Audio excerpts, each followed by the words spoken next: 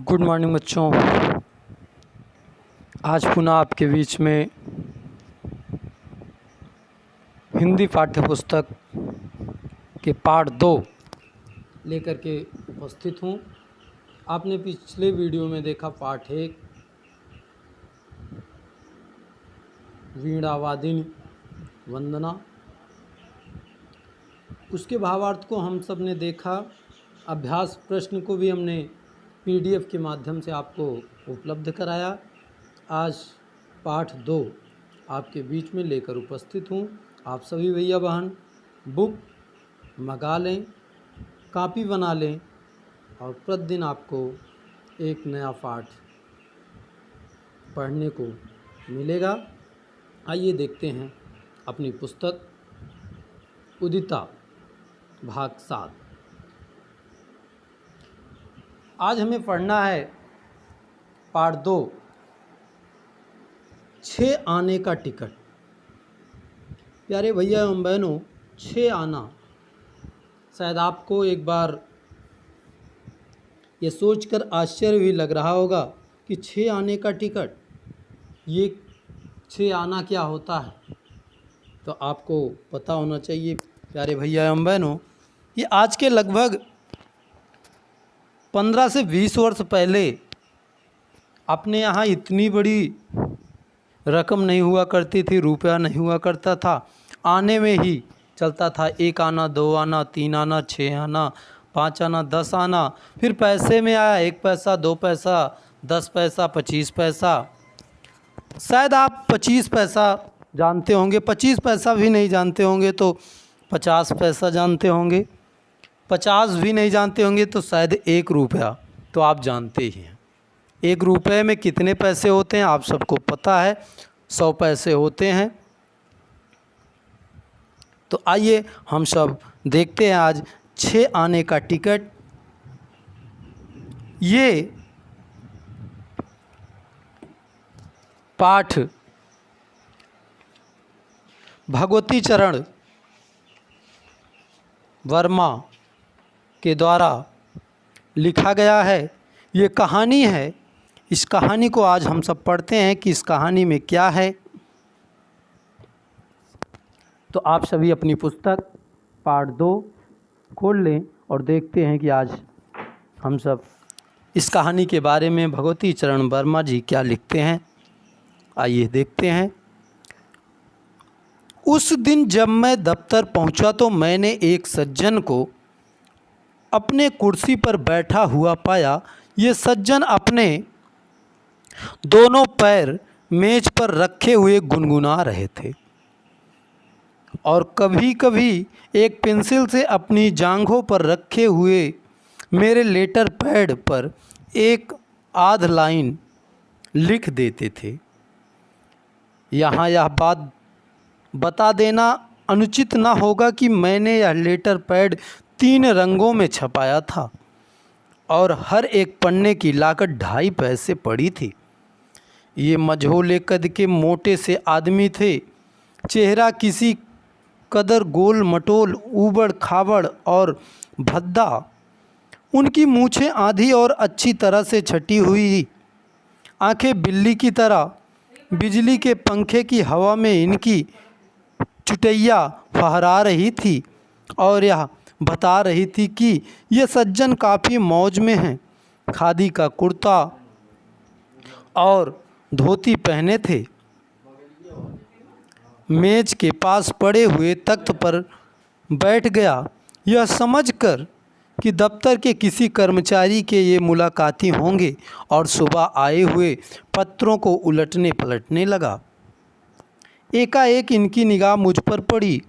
मैं उस समय कुछ सिकुड़ा हुआ, कुछ सहमा हुआ एक पत्रिका को, एक विशेष लेख को पढ़ रहा था जिसमें हिंदी वालों को यह सूचित किया गया था कि मैं घमंडी हूँ, मक्कार हूँ, मूर्ख हूँ। उन्होंने कुछ देर तक गौर से देखा। शायद मेरी मुद्रा देखकर उन्हें कुछ दया आई। उन्होंने मुस्कुराते हुए मुझसे पूछा, क्या आप इस दफ्तर में काम करते हैं? बहुत विनयपूर्वक मैंने उत्तर दिया, जी हाँ। उन्होंने फिर पूछा, और संपादक किशोर जी अब आते हैं, कोई समय तो ठीक नहीं है, क्या आप उनसे मिलना चाहते हैं? मैंने पूछा, जी मैं उनसे मिलने आया हूँ, अभी हावड़ा स्टेशन से आ रहा हूँ। वह सामने मेरा असबाब रखा है, मेरी उनकी मित्रता है, सोचा मिल लाऊं और चला आया। वह रहते कहाँ हैं? प्यारे बच्चों, आज हम इतना ही पढ़ेंगे। थोड़ा थोड़ा हम कई दिनों में ये पाठ समाप्त करेंगे। आप इसको जहाँ तक मैं दोहराया, इसको आप पढ़ लें। इसके बाद मैं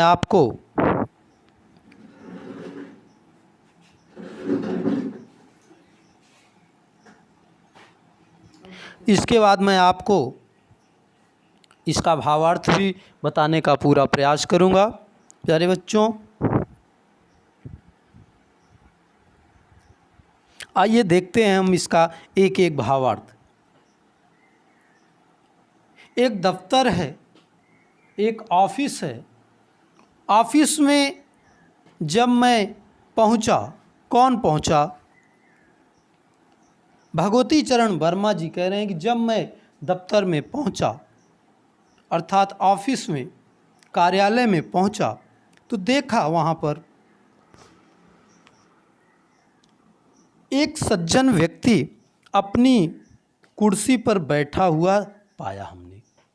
वो अपनी कुर्सी पर बैठा था, और कैसे बैठा था? ये सज्जन अपने दोनों पैर मेज पर रखे हुए, सामने मेज लगी हुई है और मेज पर दोनों पैर रखे हुए कुछ गुनगुना रहे थे आपस में। जैसे कुछ भौरा गुनगुनाता, वैसे ये गुनगुना रहे थे।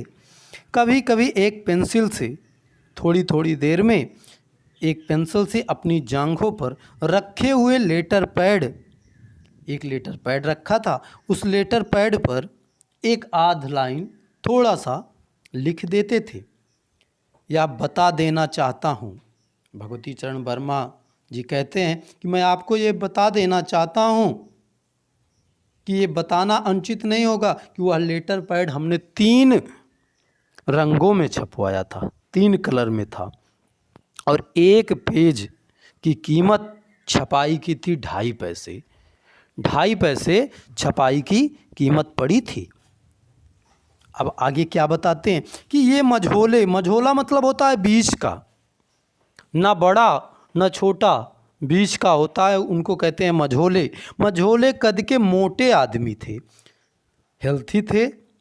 चेहरा किसी कदर गोल मटोल था, चेहरा भी गोल था, ऊबड़ खाबड़ और भद्दा, देखने में थोड़ा अजीब सा चेहरा लगता था, ऊबड़ खाबड़ था, देखने में एक बार बच्चे डर सकते थे। उनकी मूछें आधी और अच्छी तरह से छँटी थी, जो मूछें थी वो अच्छी से कटी हुई थी और सेट की गई थी। आंखें कैसी थी? आंखें बिल्ली की तरह थी। बिजली के पंखे की हवा में इनकी चुटैया, चुटैया होती है जो ब्राह्मणों को आप देखते होंगे, वैसे अपने हिंदू धर्म का ये शिखा, चूनी जिसको अपनी गांव की भाषा में कहते हैं, ये शिखा शुद्ध शब्द है, उसका तत्सम शब्द है। वो क्या हो रही थी? जब पंखा चल रहा था तो उसमें उनकी चूनी शिखा लहरा रही थी। कहते हैं ना कि अंटीना, उसको गांव में कुछ लोग अंटीना भी कहते हैं। चुटैया फहरा रही थी और यह बता रही थी कि ये सज्जन काफ़ी मौज में हैं, एकदम मस्त हैं, खुश हैं। खादी का कुर्ता और धोती पहने हुए हैं, खादी वस्त्र वो पूरा पहने हुए हैं। मेज के पास पड़े हुए तख्त पर बैठ गया, यह समझकर कि कोई दफ्तर के किसी कर्मचारी से मुलाकात करने के लिए आए होंगे। सुबह सुबह आए हुए पत्रों को उलटने पलटने लगा है। मुझसे क्या मतलब, मैं बैठ जाता हूँ। एकाएक इनकी निगाह मुझ पर पड़ गई और उनकी निगाह मुझ पर पड़ी। मैं उस समय कुछ सिकुड़ा हुआ, डर गया, सहमा हुआ था। एक पत्रिका के एक विशेष लेख को पढ़ रहा था। एक पत्रिका थी, उसका एक विशेष लेख होता है, उसी को मैं पढ़ रहा था, जिसमें हिंदी वालों को सूचित किया गया था। हिंदी वाले मतलब जो हिंदी पढ़ते हैं उनको सूचित किया गया था कि मैं क्या हूँ, मैं एक घमंडी हूँ, घमंड से भरा हूँ, मक्कार हूँ, मूर्ख हूँ। उन्होंने मुझे कुछ देर तक गौर से देखा, ध्यानपूर्वक देखा। शायद मेरी मुद्रा देखकर उन्हें कुछ दया आई। मेरी हाव भाव भंगिमा को देखने के बाद उनको दया आ गई मुझ पर। उन्होंने मुस्कुराकर मुझसे पूछा, क्या आप इस दफ्तर में काम करते हैं? वो मुझसे पूछे कि क्या आप इस दफ्तर में, इस ऑफिस में, इस कार्यालय में काम करते हैं? मैं बहुत ही सरल पूर्वक, विनय पूर्वक उत्तर दिया, जी हाँ। उन्होंने फिर पूछा, और संपादक किशोर जी कब आते हैं? जो संपादक हैं वो किशोर जी कब आते हैं? कोई समय तो ठीक नहीं है, क्या आप उनसे मिलना चाहते हैं? मैंने पूछा, जी, मैं उनसे ही मिलने आया हूँ, अभी हावड़ा स्टेशन से आ रहा हूँ। वह सामने मेरा असबाब रखा है, मेरी उनकी मित्रता, सोचा मिल आऊँ। मेरी उनकी मित्रता है, मैं सोचा कि मिल आऊँ अपने मित्र से। असबाब का मतलब प्यारे बच्चों होता है सामान, इसको हम असबाब कहते हैं।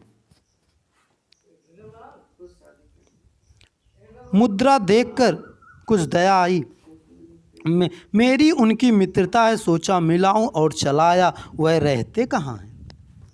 तो प्यारे बच्चों, वो मिल आए। आज हम सब यहीं पर इस पाठ को समाप्त करते हैं। इसको ध्यानपूर्वक आप दोहराइए, पढ़िए। आगे हम देखते हैं, हम आपको कुछ अभ्यास प्रश्न देते हैं, वो अभ्यास प्रश्न आप लिख सकते हैं अपनी कॉपी पर। पहला अभ्यास प्रश्न आप लिख लीजिए, इस पाठ के रचनाकार कौन हैं? इस पाठ के रचनाकार कौन हैं? पहला प्रश्न, इस पाठ के रचनाकार कौन हैं? इस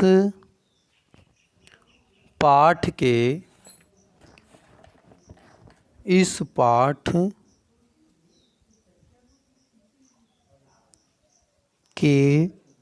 रचनाकार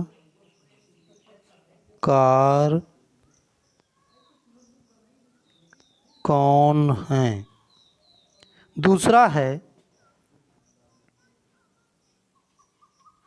दूसरा प्रश्न है, सज्जन व्यक्ति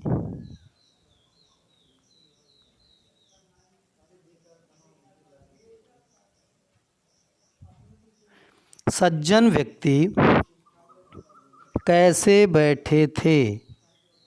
कैसे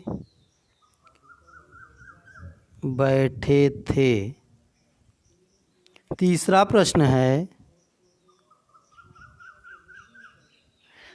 प्रश्न है आपके बीच में कि भगवती चरण वर्मा रचनाकार जो हैं,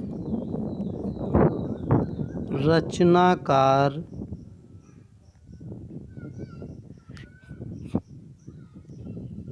का जन्म कब हुआ